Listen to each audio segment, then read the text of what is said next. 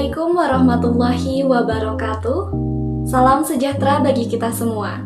Dalam video kali ini, kami dari kelompok 6 akan menjelaskan isi dari Rapid Health Assessment atau RHA mengenai bencana erupsi Gunung Lewotobi laki-laki yang terjadi pada hari Kamis, tanggal 20 Maret tahun 2025, tepatnya pada pukul 22:56 waktu Indonesia bagian tengah, di Kabupaten Flores Timur, Nusa Tenggara Timur.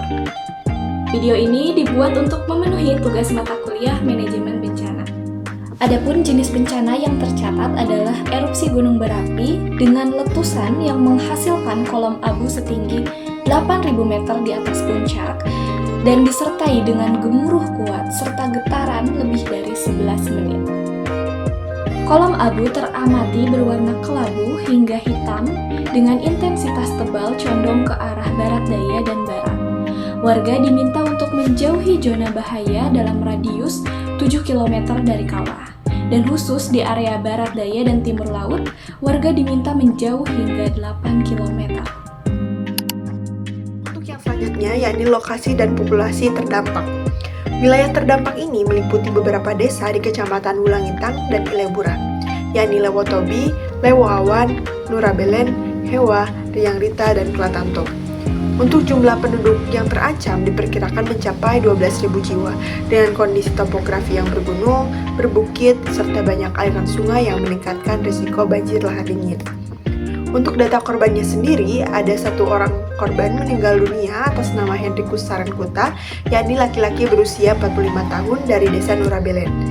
Ia meninggal akibat luka bakar terkena lahar panas dan sempat dirawat di Rumah Sakit Umum Daerah Dr. Hendrikus Penrandas.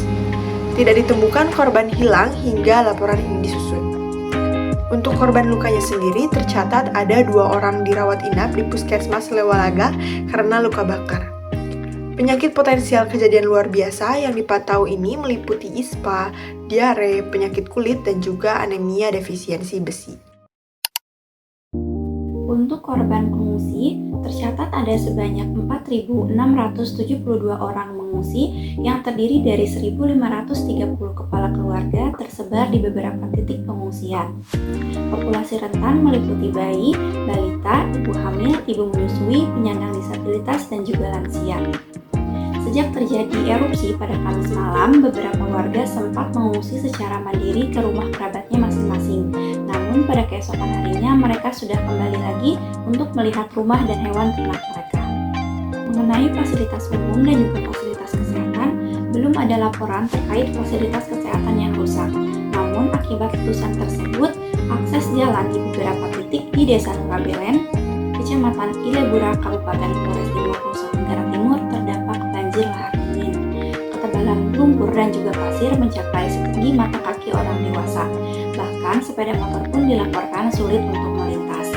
Beberapa warga nekat untuk melintasi jalan tersebut karena merupakan akses satu-satunya untuk menuju ke lokasi pengungsian di Kecamatan Titahena.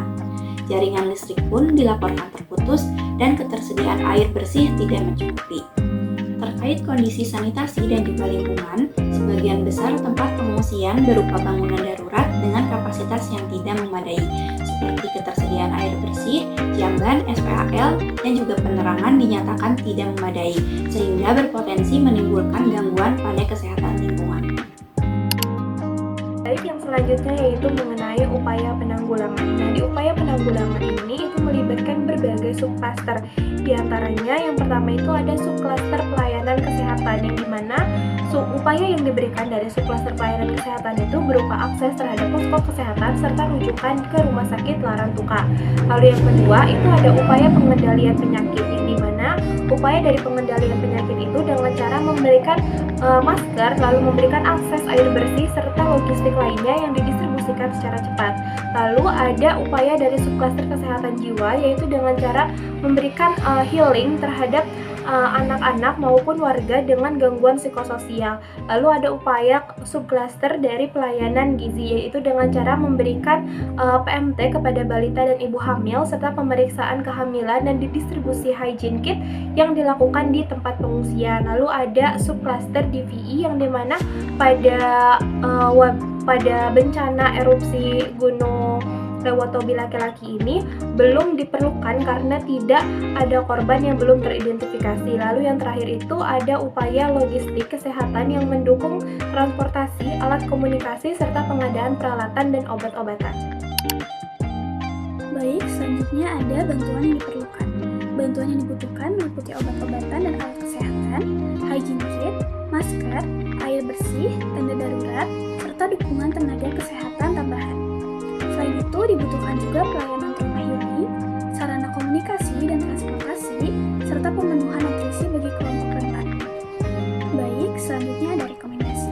Bentuk rekomendasi sendiri yaitu melakukan kajian cepat bidang kesehatan yang hasilnya menunjukkan bahwa kondisi masih dapat ditangani oleh Dinas Kesehatan Kabupaten Flores Timur. Menyiagakan puskesmas setempat untuk mengantisipasi dampak kesehatan. Selanjutnya, ada memberikan pelayanan medis kepada korban-korban luka bakar di Puskesmas Lewalaga dan RSUD Dr. Hendrikus Fernandes Larantuka. Juga melakukan pemantauan serta pelaporan kejadian secara rutin. Ibu Agnes dari Pusat Krisis Kesehatan Regional Bali serta Pusdalops BNPB. Demikian narasi laporan ini, semoga dapat memberikan gambaran terkait upaya penanggulangan bencana erupsi Gunung Lewotobi laki-laki. Sekian, terima kasih. Wassalamualaikum